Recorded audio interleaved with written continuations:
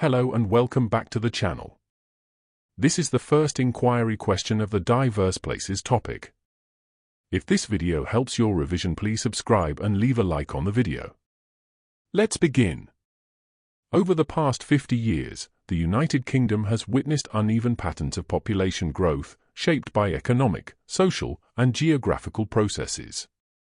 While some areas, particularly London and the South East, have experienced rapid demographic expansion, other regions such as the North East have seen far slower growth.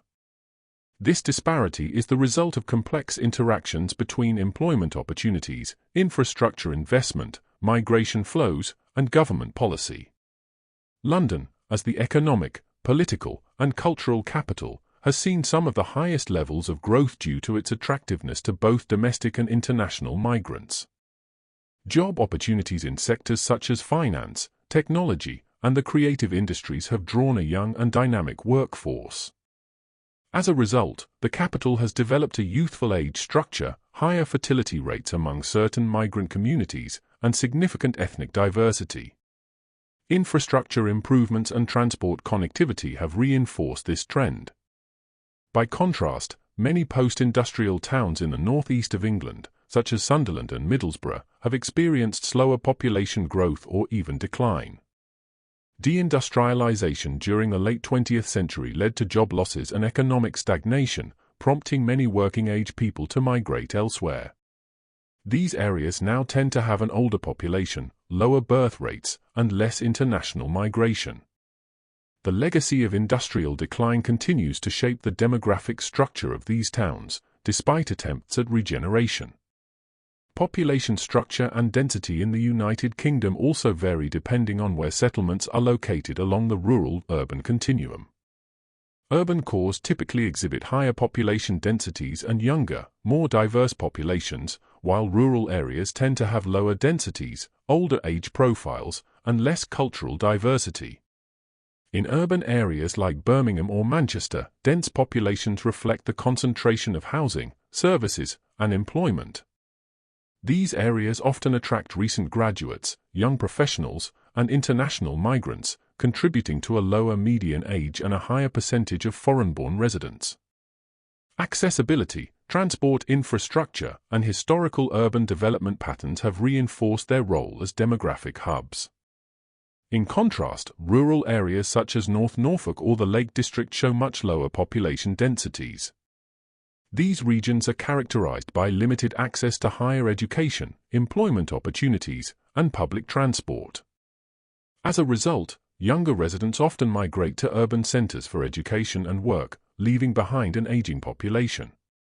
The historical evolution of these areas as agricultural or retirement destinations, combined with restrictive planning policies, has constrained population growth and diversity. Suburban and semi-rural zones represent a transitional area within this continuum. Towns like Guildford or Harrogate offer a compromise between rural tranquility and urban accessibility. These areas often attract families seeking better living environments while still maintaining access to urban job markets, which affects both the age structure and population density. Population dynamics are shaped by the interplay of fertility rates, mortality rates, and migration patterns.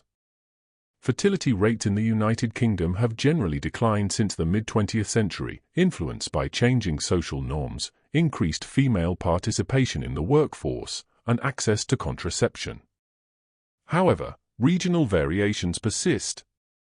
In some inner-city areas of London, fertility rates are higher, partly due to the presence of migrant communities from countries where larger families are more common. In contrast, rural and aging areas often exhibit lower fertility rates and higher dependency ratios. Mortality rates also vary, influenced by factors such as healthcare access, deprivation levels, and lifestyle choices. Migration plays a particularly important role in shaping population structure. Internal migration tends to involve young adults moving towards major cities or prosperous regions, reinforcing demographic divides. Meanwhile, international migration has added both population size and diversity, particularly in areas with established migrant networks and employment opportunities. Population characteristics such as gender and ethnicity show significant variation both within and between settlements. Urban areas, particularly in London, Birmingham, and Leicester, are among the most ethnically diverse in the country. This diversity reflects patterns of post-war immigration, the expansion of the European Union, and continued international connections.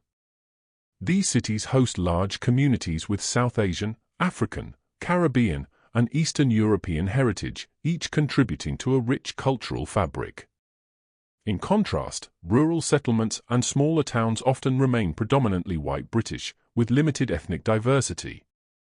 This is due in part to fewer employment opportunities, less social clustering, and lower accessibility. Gender ratios can also vary by place.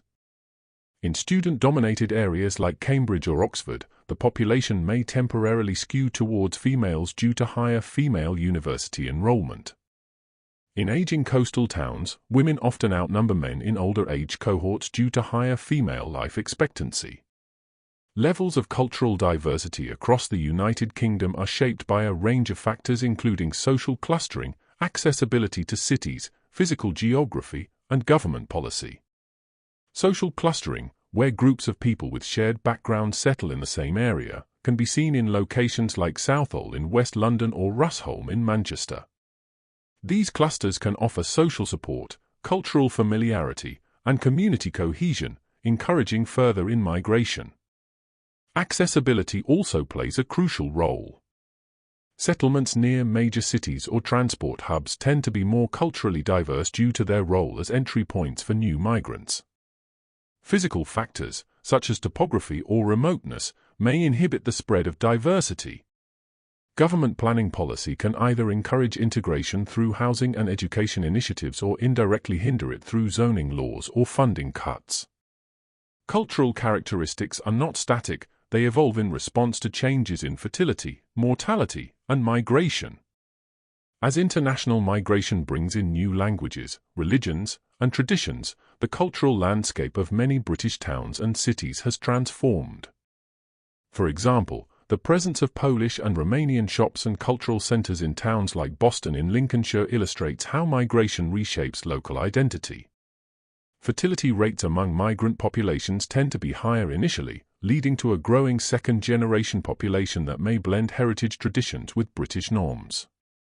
Conversely, internal migration patterns can lead to more homogenized or gentrified cultural characteristics, particularly in areas experiencing regeneration and rising house prices. The demographic and cultural characteristics of places are often the result of layered historical and contemporary connections. At a global scale, past colonial ties have influenced immigration patterns from South Asia and the Caribbean. At the national scale, industrial history has shaped migration to places like Sheffield or Glasgow, while regional regeneration projects have attracted new residents.